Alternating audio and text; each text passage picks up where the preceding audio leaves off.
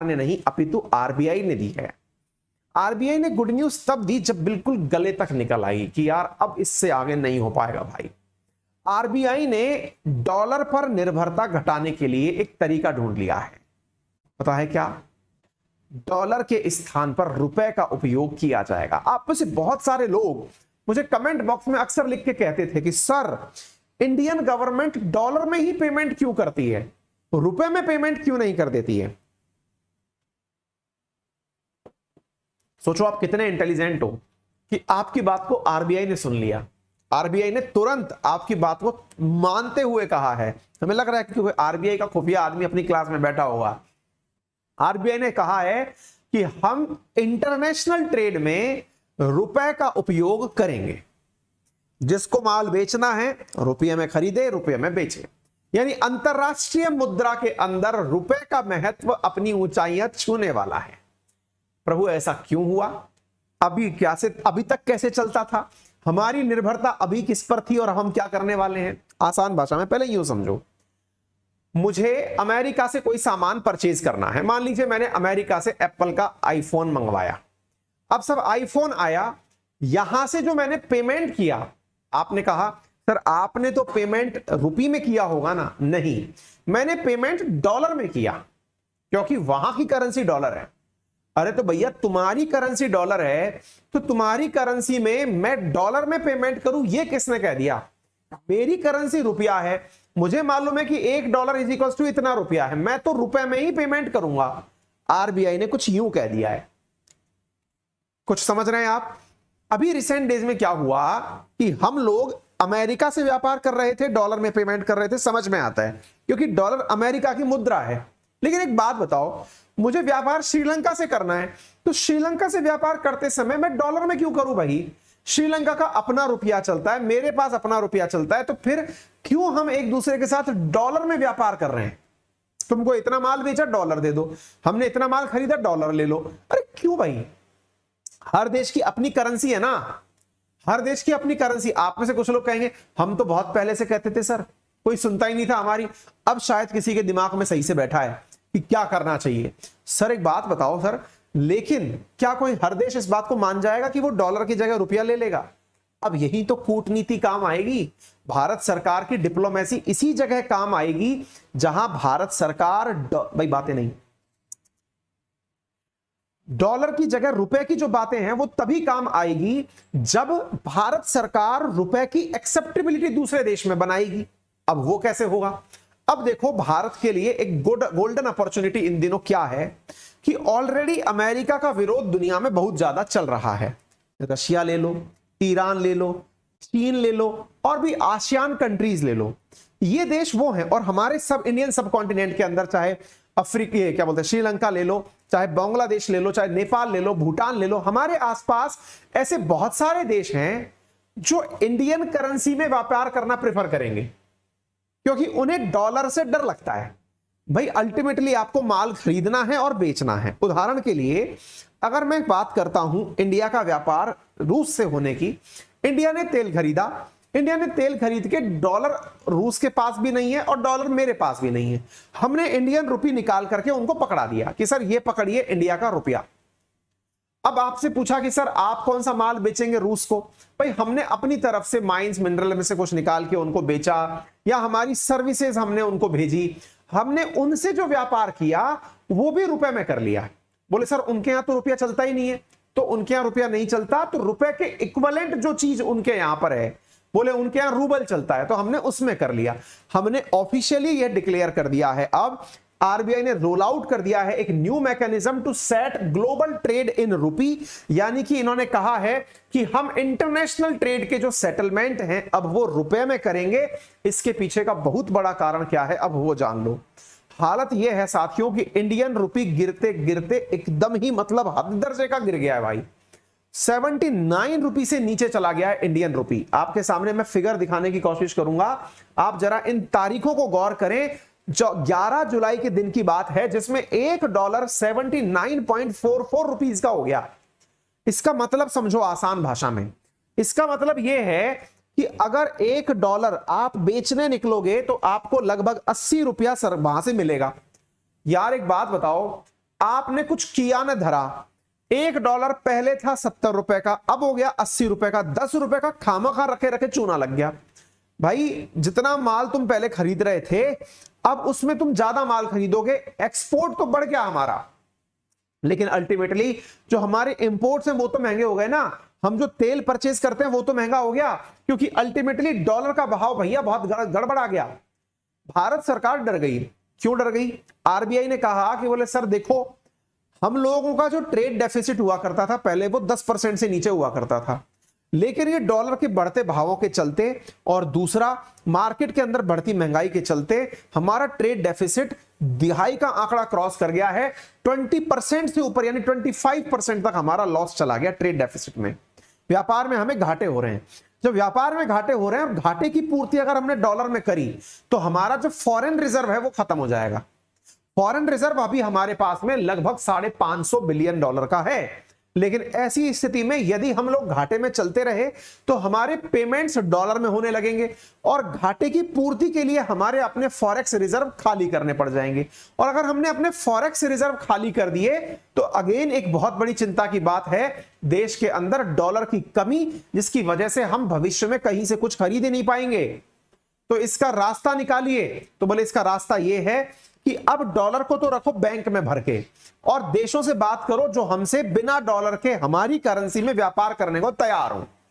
देश ने उस चीज का आह्वान कर दिया है और इस खुशी से ईरान, रूस, साउथ एशियन कंट्रीज, हमारे कॉन्टिनेंट्स, इन सब की तरफ से पॉजिटिव साइन डेफिनेटली मिल जाएगा, ये मानकर आप चलिए।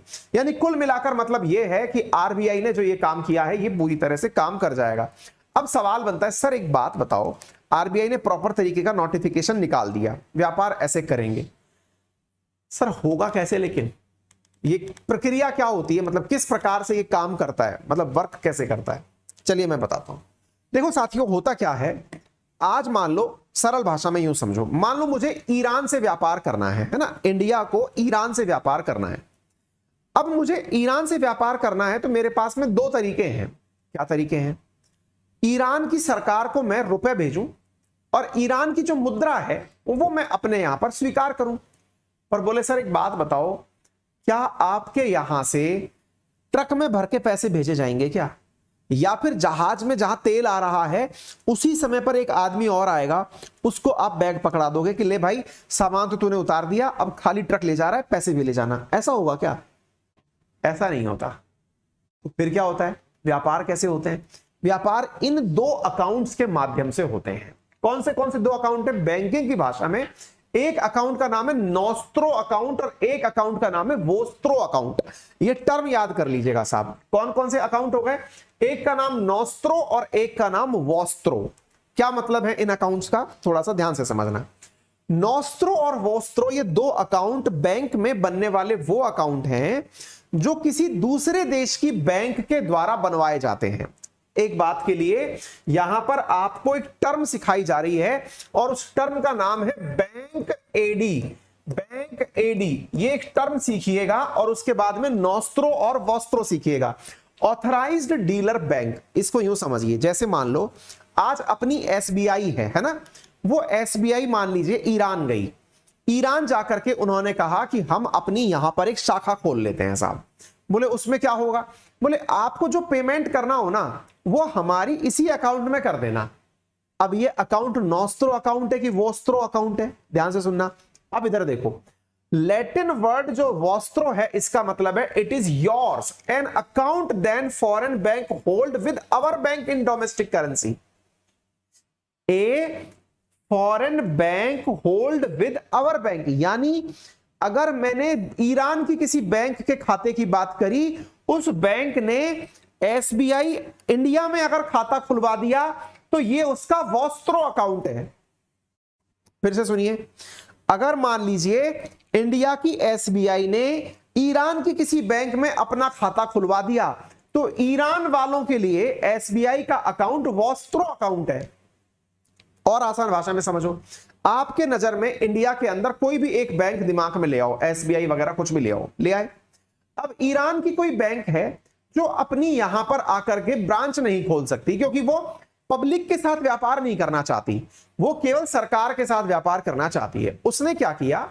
एसबीआई में अपनी एक ब्रांच डाल दी, एसबीआई के अंदर ही।